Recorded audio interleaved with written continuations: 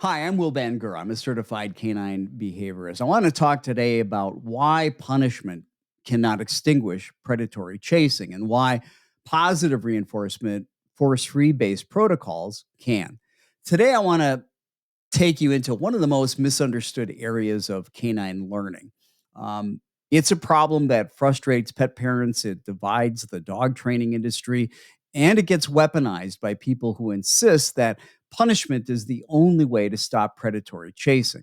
The claim usually sounds like this: the prey drive is so strong and the reinforcement history is so deep that nothing but punishment can shut it down. So they turn to shock collars and often at very high levels. And they point to the temporary suppression of chasing as proof that somehow this method has worked. But suppression is not extinction. And that's an important thing to remember. And what they're calling a solution is, in fact, actually a perfect storm for a behavioral relapse. Now, to understand why, we've got to separate three different processes that are often blurred together. One is extinction, one is punishment, and one is counter conditioning and differential reinforcement. They don't work through the same mechanisms. They don't produce the same long term effects, and they do not shape emotional states in the same direction.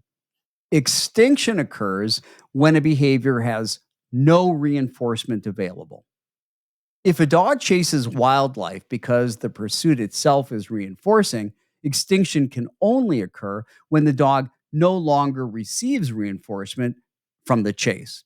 For predatory behaviors, this would mean the dog never again gains access to the reinforcing properties of orientating, pursuing, stalking, or biting. Punishment does not remove reinforcement, it simply adds an aversive, something painful to disrupt the behavior.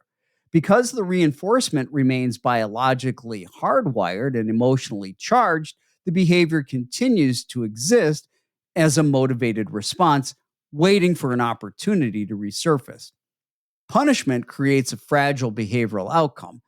When you apply an electronic collar to suppress chasing, the dog learns that chasing becomes dangerous only under the exact conditions in which the punishment is delivered.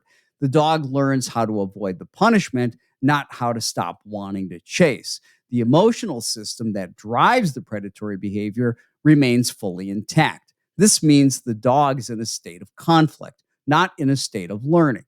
The dog runs a, if you would, constant cost benefit analysis. If the animal is far enough away, if the pet parent is distracted, if the collar's not on, if the pursuit opportunity is too sudden or too tempting, the punishment contingency completely collapses. The chasing returns. That is not a training failure. That's just a predictable outcome of relying upon suppression when the underlying reinforcement system has not been modified. This is why we see dogs who have been shocked for chasing sheep or cattle or deer or rabbits or cats who continue to chase the moment that the collar is removed, the moment that the handler hesitates, or the moment the dog realizes the contingency has changed. The biological reinforcement system behind predatory behavior remains untouched. Punishment has altered neither the motivation nor the conditioned emotional responses that actually triggered the behavior. What it has done is temporarily interrupt the dog's performance of chasing. It has not altered the underlying functional relationship between the dog and the chase. Extinction also cannot occur under punishment for another reason. When an aversive is introduced, the behavior's reinforcement history is not erased. Instead, the competing motivational state intensifies. In many dogs, punishment increases frustration, it increases anxiety or conflict. Those states actually amplify the likelihood of future relapse because the dog learns that chasing is both desirable and intermittently punished. Intermittent punishment creates a schedule not unlike intermittent reinforcement. The behavior becomes resistant to weakening. The dog learns to take the risk when arousal spikes. This is the one reason punishment produces unpredictable performance and elevated risk rather than stability. Now, let's turn to what actually leads to extinction or lasting reduction of predatory chasing. The only pathway is through altering reinforcement contingencies. When we remove opportunities for reinforcement through careful management, and when we simultaneously build new reinforcement pathways that compete with chasing, we begin to reshape the dog's internal economy, if you will, of motivation. The dog stops chasing not because it's worried about getting shocked or punished, but because the alternative behaviors have become more reinforcing, more habitual, and more predictive of outcomes that matter to the dog. In a force free reinforcement based protocol, we target the exact components of the predatory sequence. We build automatic orientating responses to the handler, conditioned emotional changes to the presence of wildlife, and strong reinforcement histories for incompatible behaviors like turning away or recalling or returning to the handler for reinforcement. We shape these behaviors under controlled arousal, then increase unpredictability and contextual variability. The dog learns that the appearance of wildlife is the cue for a trained behavior, a behavior that results in predictable, high value reinforcement. Over time, this shifts the dog's motivational state when it sees prey. The emotional salience of the chase diminishes. The reliability of the trained alternative increases. This is where proper counter conditioning and differential reinforcement matter. Counter conditioning pairs the trigger with outcomes that produce calm engagement rather than predatory arousal. Differential reinforcement teaches the dog that engaging with the handler is the gateway to reinforcement, not the chase. Management prevents accidental reinforcement from occurring during the training or learning process. This is how reinforcement based protocols achieve what punishment just can't. They modify emotional states, change motivational structures, and establish new behavioral habits that generalize across contexts.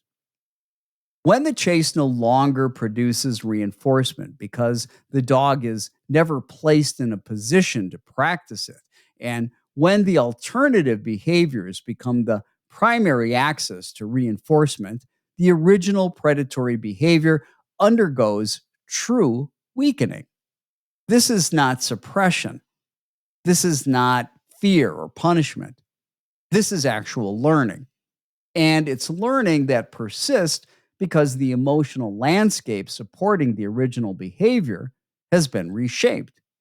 Punishment can interrupt the chase. It can delay the chase. It can create a dog that hesitates for fear of being punished, but it cannot extinguish the behavior. The motivation is still alive, still rehearsed in the dog's neural circuits, and still waiting for the contingency to slip. The moment the punishment is absent, the moment arousal overwhelms caution, the behavior returns. This is not a training system built on reliability. It's one that's built actually on volatility. Reinforcement based protocols, when properly constructed, do not fight the dog's biology. They actually work with it. They offer the dog new options that produce safety, calm, and predictability. They do not create conflict. They cultivate new behavioral repertoires that meet the dog's needs without placing other animals at risk. When the dog learns these behaviors across varied contexts, under gradual increases in arousal, and with reinforcement histories that rival the biological pull of predatory behavior, we see durable, long term outcomes without fear, without pain, without punishment, without shocks, and without the emotional fallout that suppression invariably creates. This is why extinction cannot occur through punishment, especially in dogs with strong predatory motivation. Punishment cannot remove reinforcement. It cannot modify the internal states that drive the behavior. It cannot build alternative pathways. It can only suppress performance until the contingency collapses. In contrast, reinforcement based behavior modification changes the dog's relationship to the trigger. It replaces the behavior with new habits that are reinforced consistently, predictably, and safely. And that is what produces true behavior change, not temporary suppression.